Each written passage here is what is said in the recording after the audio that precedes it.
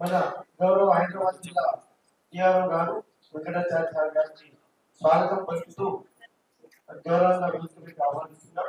అలానే సోదరుడు గౌతమ్ కుమార్ వారికి ఆత్మీయ అనుబంధానికి మరి కార్యక్రమానికి ఇచ్చేసి వారి సందేశం వారి అభిప్రాయం వారి అనుభవాలు పంచుకోవాలని ఈ కార్యక్రమానికి ఇచ్చేసిన ఆత్మీయ సోదరుడు గౌతమ్ కుమార్ గారికి కూడా స్వాగతం పలుకుతున్నాం.